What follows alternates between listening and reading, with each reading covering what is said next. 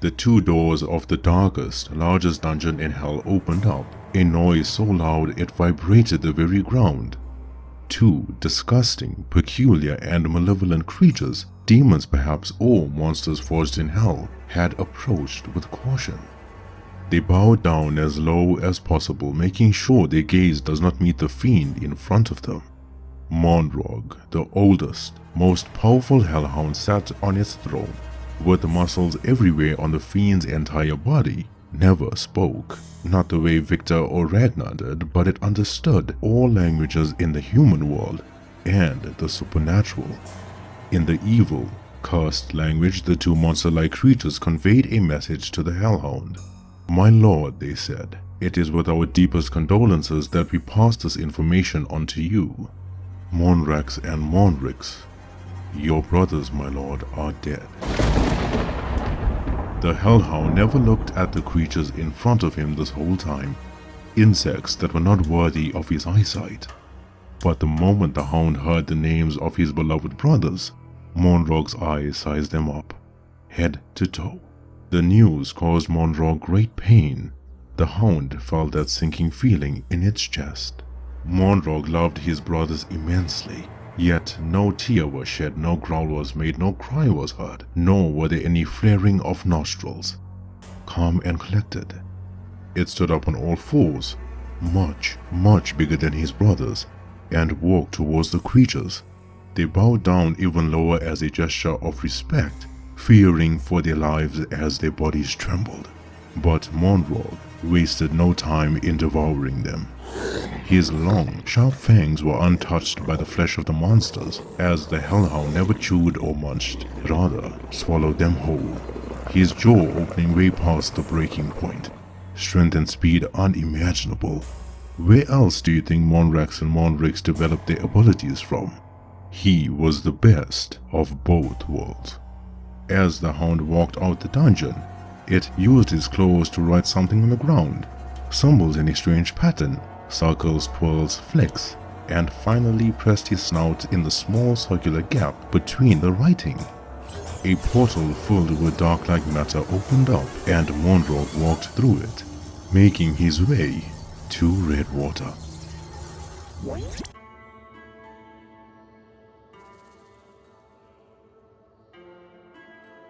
The journey, on foot at least, from Redwater to the Land of Freya would be 5 days. Ragnar Leifsson hoped that he could make it in 4.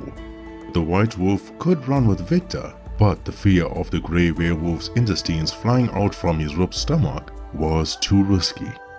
Ragnar, while in Redwater, tied the werewolf onto a slapdash bamboo stretcher that he made and set forth on their journey. The nights were brutal, the snowstorms intense, and the creatures every night many. The battle in the woods of Redwater drew the attention of evil supernatural beings in the surrounding areas, terrifying creatures that were trying to get rid of Victor Humbridge. After all, Victor was the one rumored to be the werewolf of the prophecy. The White Wolf made easy work of the monsters attacking every night, dark, black and rare tentacle-like creatures emerging from the thick snow.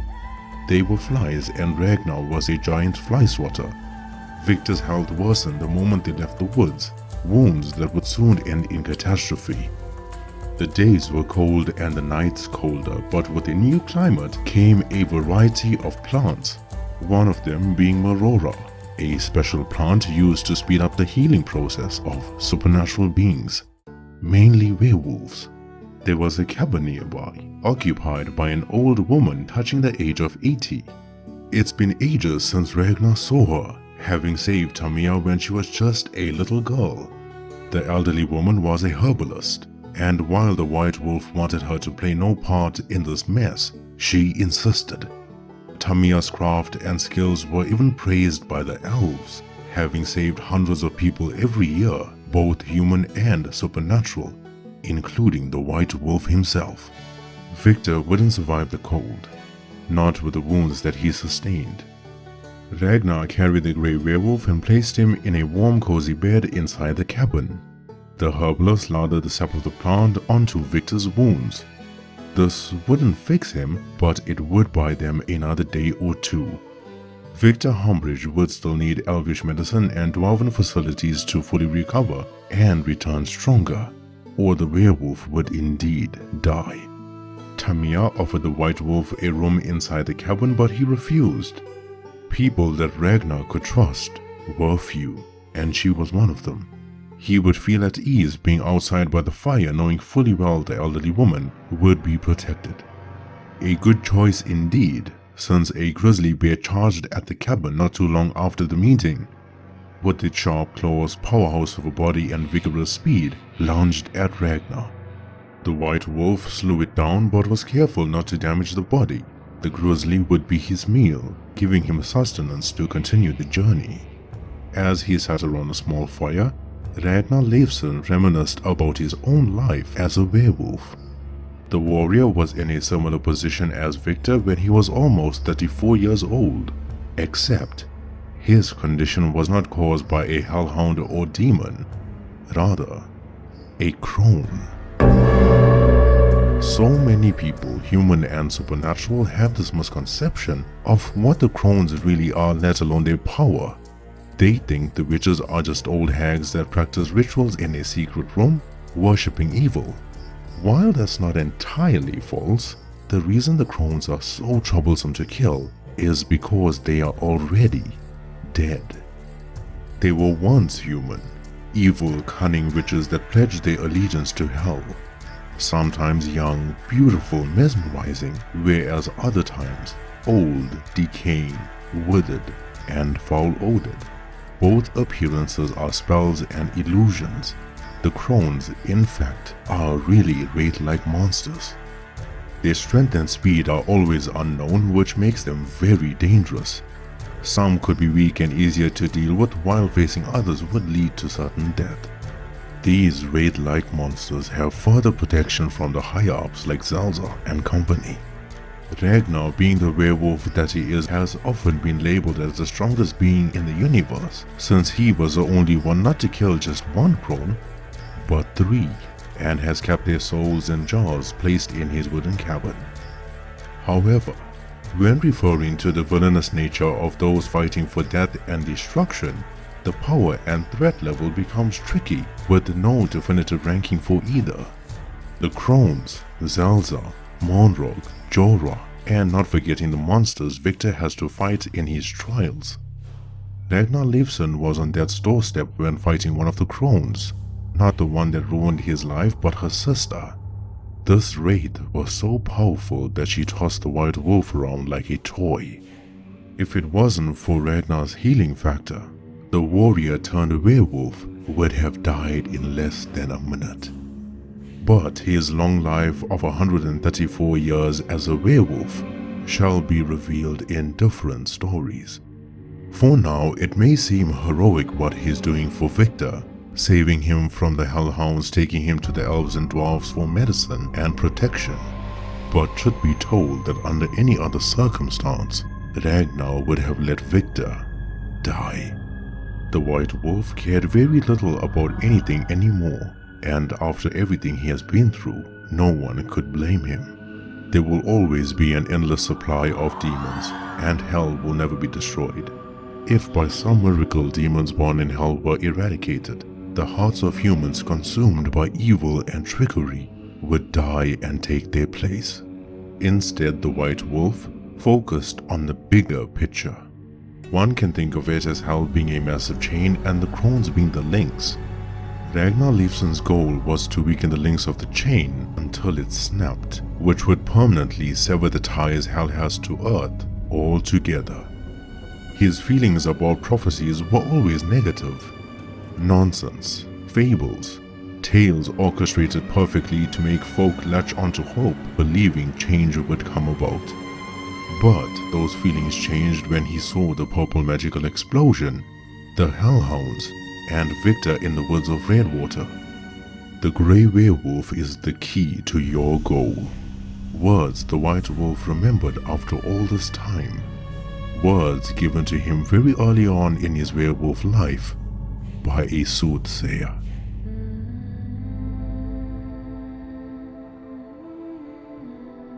Ragnar Leifsson, the White Wolf, was driven by rage. and had turned his heart into stone. It had been 34 years since his wife and son had passed, but that emptiness never diminished, not even in the slightest. There hasn't been a single night since the werewolf had a decent night's sleep. The nightmares of watching everything unfold were too much to bear even for a brave soul like his. Month after month, year after year, Ragnar had been fighting monsters left, right and center. No shortage of them in this world, hoping that with each evil creature he killed, it would lead him closer to the crone that caused the chaos in the Harrow. Alas, the werewolf was wrong. The cunning, manipulative hag was always one step ahead of him. His frustration grew, and the monster within the warrior was battling against his own conscience to fully take over. Ragnar usually took a stroll in the woods to clear his mind. He would walk slowly, playing back the memories of Luna and Maximus. The werewolf could hear her voice in his head. He could see the smile of Maximus in his eyes, the only two things in the world that calmed him down. But somehow the good memories were even more torturous than the bad. There was an old man in the woods with an untidy beard wearing rags for clothes. A beggar holding a small tin to collect coin. The white wolf frowned as the man never fled. Folk always ran for their lives whenever they saw the werewolf. But upon closer inspection, Ragnar observed the old man's eyes and saw them full white and murky. The beggar was blind. The man rattled the coin in the tin in the manner to attract Ragnar's attention. The white wolf said, "You shouldn't be here, old man. The woods are dangerous. Besides, I do not have coin to give unto thee."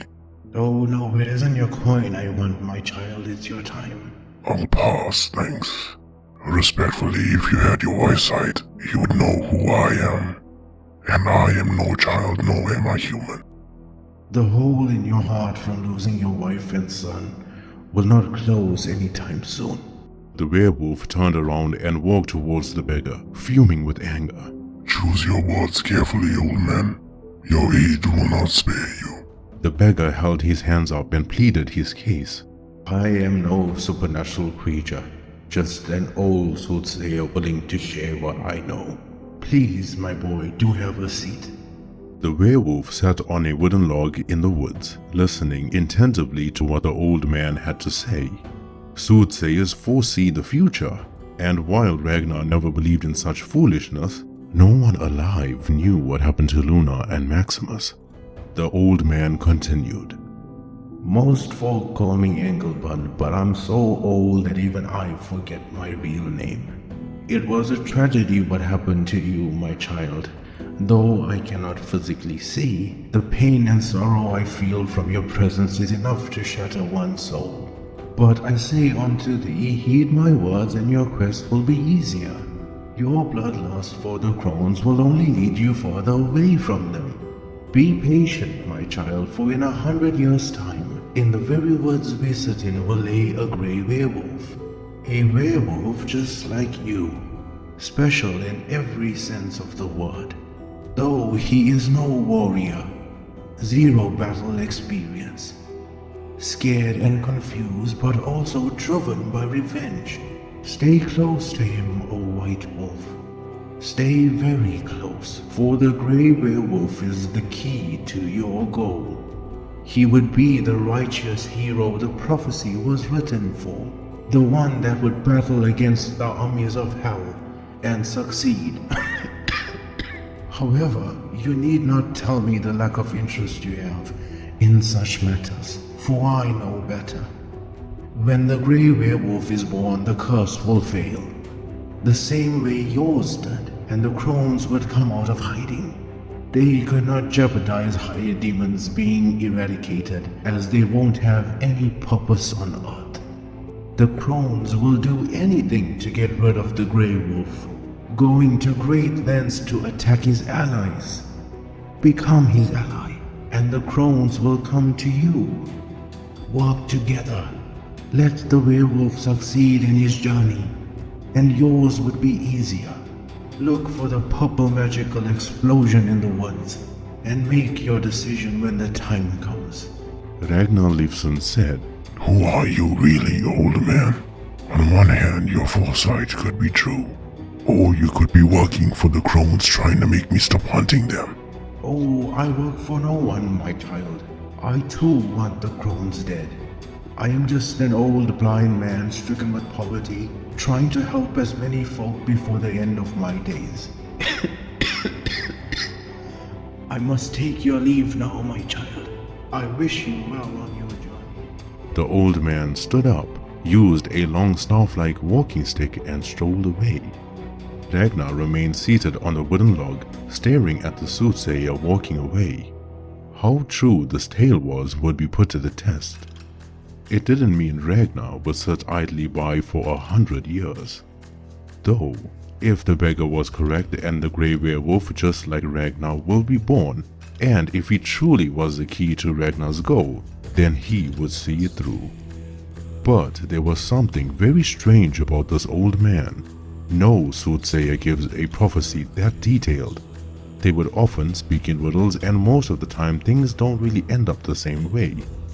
Little did Ragnar know, this was no ordinary soothsayer.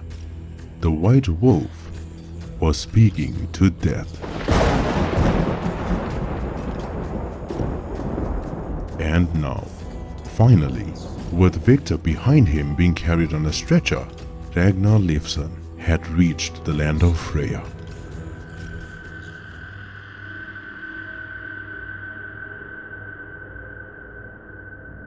Furlian Hunt slowly got up to his feet with moans and groans, but the vampire could finally move his legs and hands. It takes a really special being to be able to toss the vampire cop around. Furlian dusted his long black coat and massaged the stiffness and fuzzy feeling out of his neck. A weird, unusual, painful tingle ran down his spine. Once he composed himself, the vampire's fangs pushed out when he said, "Now I'm pissed." The pretty boy image that he had washed off his face in an instant. The vampire's eyes glowed yellow this time, as his face changed into something far more sinister. This was the power that he kept dormant for good reason. The respectful, chivalrous, kind and warm nature of Furlian Hunt as we know would now take a back seat. His old personality of being a ruthless vampire shall take over. The vampire dashed in front, leaping through the air. His body swirled in a tornado-like formation, turning the vampire into a wisp of dark smoke. In this manner, Furlian's senses are amplified, making him not only able to travel greater distances quicker, but also increases the radius of his smell and hearing. Once he caught the scent of Victor's blood, the vampire made haste.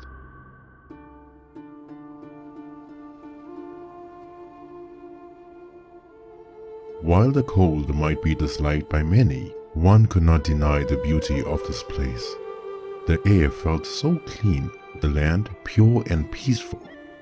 Despite the trees being covered in snow lacking any greenery or vibrancy, everything just looked beautiful. Be it the stone walls, the mesmerizing architecture, the breathtaking snowy mountains surrounding the land, the warm, amber, ambient light showing through the windows of the cozy homes, not a single type of pollution in sight, or the fact that the fortress was built by the very hands of the Elves and Dwarves. Ragnar arrived at the main gate in the middle of a wall that stretched miles on end. Tall towers made of stone but built in such a way that it could withstand an attack from even the largest of cannons. A battle horn sounded loud and clear. Ragnar did not hear the marching of the elves on the bridge behind the main gate. They were so light on their feet, swift, silent, and elegant in every movement that they made. Their soft, silky smooth outfits weighed less than a feather. Their bows, strong and sturdy. Their arrows, sharp and coated with silver at the front. The archers in the watchtowers drew their bows, and the elves on the bridge had followed suit. The dwarves marched and stood behind the main gate, holding their axes and warhammers with the tightest grip possible. Ragnar definitely heard that. Dwarves were not stealthy in any way, especially with their armor being so heavy. Though they didn't need to be stealthy. They were warriors that wanted to be heard, knowing damn well that they could back it up. With over 500 arrows pointing at the white wolf, he never moved.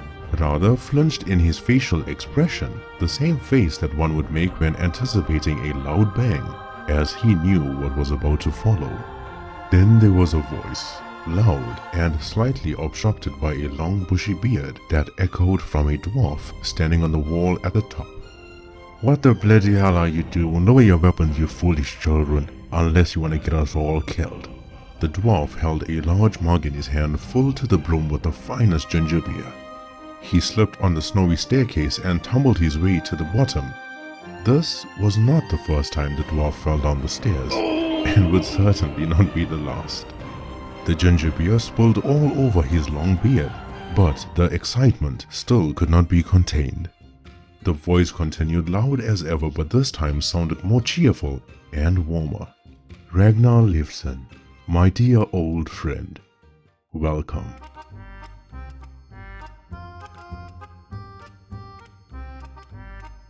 Dwarves, fearsome warriors born for battle. Incredible stamina, ruthless aggression, and close combat skills one could only dream of. Their hospitality and loyalty would put a smile on the face of even the cold-hearted. Berthold Helgek, the tallest dwarf at 1.5 meters high, 4 feet 11 inches tall, but he insists on telling everyone that he is well over 5 feet. Do not be fooled by the big belly caused by the mead, for his strength and agility had once frightened Ragnar the White Wolf.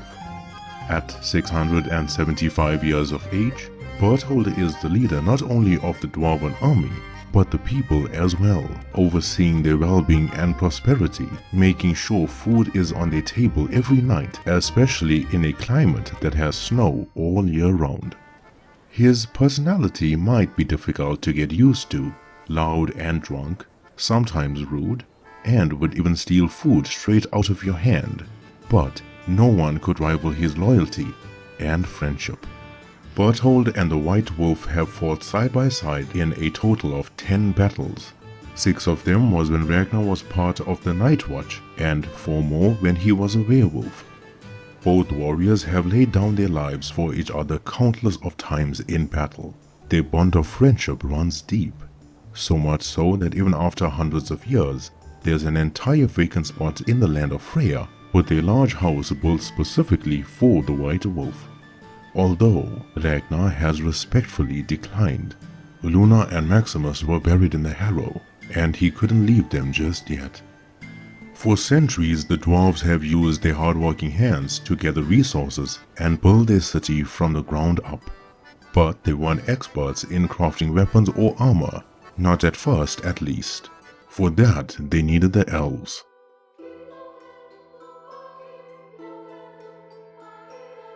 An elf, more beautiful than the starry night sky, walked down the stairs of the fortress, making her way to the bridge. Her age would not be guessed by a single soul that set eyes on her. Her porcelain skin, long silky smooth white hair, thick black eyelashes, short nose that turned bright pink in the cold, but long pointy ears. Her beauty was something that would make anyone nervous. Unlike Berthold, she never took the loud approach.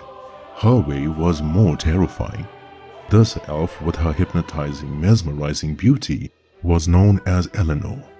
Just one glance at her fellow elves that pointed arrows at Ragnar. Her thin eyes spoke louder than Berthold's voice ever could. The elves put their heads down, bowed, and regretted the disappointment they caused to the Elf Lord. They were young, trainees, naive, thinking they knew it all. Eleanor was in their shoes a long time ago, but scolding was still needed. The White Wolf is our greatest ally. He has helped the Land of Freya in more ways one could possibly think of. This is something all of you know. Thank the gods Berthold and I were here, or none of you would have seen tomorrow. We have the best eyesight in the world. Maybe use it next time, she said. Eleanor glided down the pillars of the bridge, landing elegantly as she made her way to the bottom. Ragnar Leifson, the most heartfelt greetings to you, my dear friend, she said, and gave Ragnar a warm embrace. Same werewolf from the prophecy? Ragnar nodded his head in approval. We'll take care of him, Ragnar. He'll be good to go in an hour or so. Eleanor the elf aged 1,789 years old, was the first and the youngest of her clan to break the tradition of seeing dwarves as their enemies. This was a bold decision, so bold that majority of her elvish family had banished her. As time passed, more elves that saw reasoning in her choice joined the Land of Freya, a place that she and Berthold relocated to build a new future for the alliance of Elves and Dwarves. Ragnar and Eleanor's relationship stems from the time that she was banished. Terrified, heartbroken, and lost in Cascada, received immense discrimination for her kind. The elf wandered the lonely nights hungry and cold. This was her biggest mistake, as wandering about at night in Cascada was a recipe for disaster. Vampires of all sorts lurk at every street corner, waiting to feed on you. Ragnar saved her from those monsters, took her to the Land of Freya, and helped her build her new home. The elf and dwarf were Ragnar's companions in his battle against the crone. As much as they owed their lives to him, Ragnar owes them way more. If Berthold and Eleanor didn't show up when they did, Ragnar would have certainly died that night. Eleanor has honed her skills, becoming the fastest archer in all the land, having killed vampires running at full speed and those with wings soaring through the air. But something more valuable than combat was their craftsmanship and medicinal procedures they have mastered for centuries. The witches in Redwater, alchemists in Cascada, herbalists in the surrounding area have much to learn from the elves when it comes to herbalism and alchemy. The elves have preserved the rarest of plants to the oldest of books, detailing recipes and ointments able to cure everything, from everyday ailments to wounds inflicted by the oldest supernatural creatures. Eleanor held Ragnar's hand as she further walked him inside the fortress. The dwarves in front bowed their heads, whereas the elves placed their hands gently on their chest while tilting their head down. Both gestures filled with the utmost respect, which Ragnar gladly returned.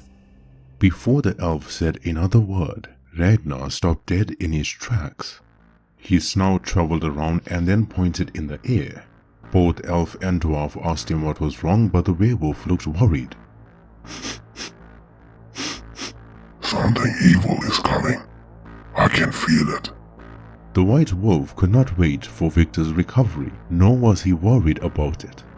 Victor Humbridge was in the hands of the most skillful warriors alive. Unfortunately, he would have to return for the grey werewolf. Once Ragnar bid farewell, running the same way Fulian did, covered great distances in no time. The werewolf could also push off from his hind legs, leaping, jumping, and climbing with ease, which made taking shortcuts much easier. The haste in his strides were panicky. Why did this ominous feeling run through his entire body? Was it one of the crones trying to break into Ragnar's home to retrieve the souls of their fallen, seeing that the werewolf had been gone for 4 days? Could it be an army of werewolves, vampires, or monster clans from earlier working for higher demons trying to get rid of the white wolf now that he has aided Victor in his journey? Nevertheless, Ragnar was almost home.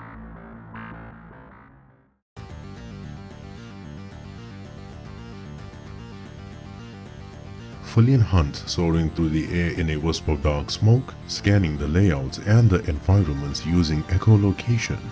This form that he had taken had its benefits. For one, sunlight would not bother him anymore. However, the longer he stayed this way, the longer he hated himself for it. This form brought out the darker side of the vampire. The downside was extreme cold temperatures would still kill him, vampire monster or not. Therefore, making his way to the Land of Freya was a no-go zone. But while in flight, Fulian's ears caught a familiar sound, Moreira's voice. With his heightened hearing, he heard her heartbeat. The witch was anxious, scared. Fulian Hunt made haste in finding her and located her in an old village. The vampire landed gracefully onto the ground and wondered what was Moreira doing in the harrow and where did all these people come from. The witch ran to the vampire and hugged him as tightly as she possibly could. Moreira then explained everything to Fulian.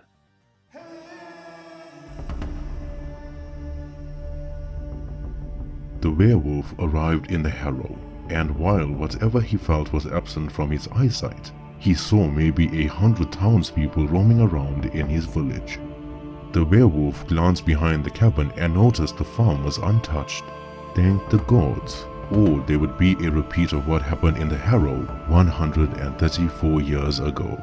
Outside his cabin stood a beautiful witch with long dark brown hair and a silky purple dress. The woman looked anxious, constantly biting her nails. And just before the werewolf could spot Fulian, the vampire ran past Ragnar, landing a punch packed with all his might.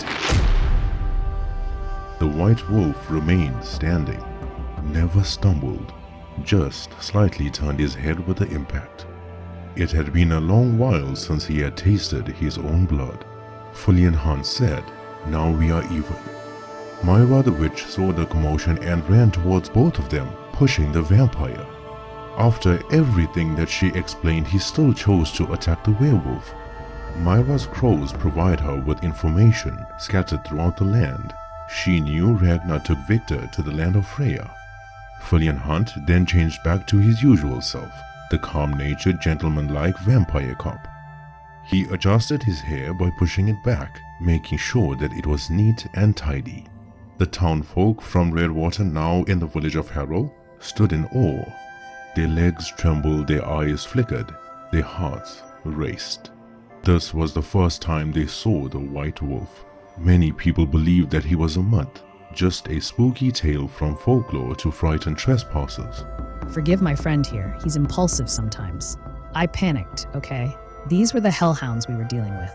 I needed to get my people to safety, and I didn't think you were real.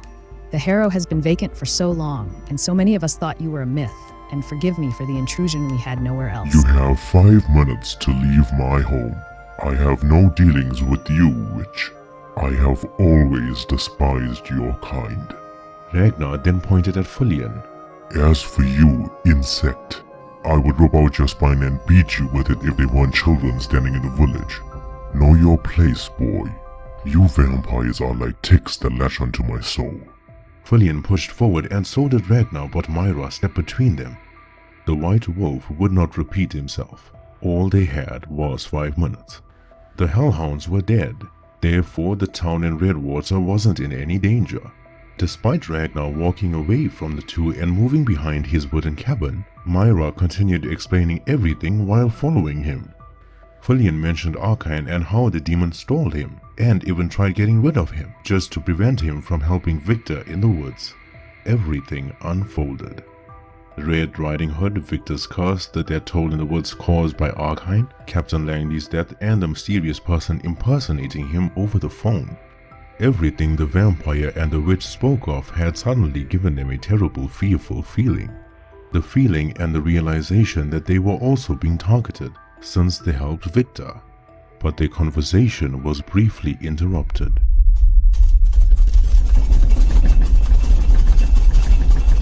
The townfolk screamed in horror as the ground trembled. Tremors in succession. Moreira, with her panic-stricken voice, yelled, "Earthquake!" She screamed at the top of her lungs for her people to get to safety, yet the white wolf never moved. Instead, he closed his eyes, with a facial expression that one has when they receive the worst news possible. This ominous feeling returned, a feeling not unknown to Ragnar. It's been so long, but he remembered it now. The werewolf experienced the same exact feeling that he has now when he walked past that specific dungeon in hell. Still, he never moved. The witch and the vampire emerged from behind the cabin. Standing on the elevated land, they had better vision, overseeing the entire village of the Harrow. Fulian's eyes widened, trembling with fear. Moreira stood frozen from what she was seeing, and yet Ragnar still never moved. His eyes remained closed, still the same facial expression. The white wolf knew that is no earthquake. The ground shakes, the trees wither and the plants die. With every tremor getting closer and louder, the green pastured land had now become barren. A foul smell looms the air. Faint snorts, grunts, and growls are heard. Not all the Hellhounds are dead. Mornrog is here.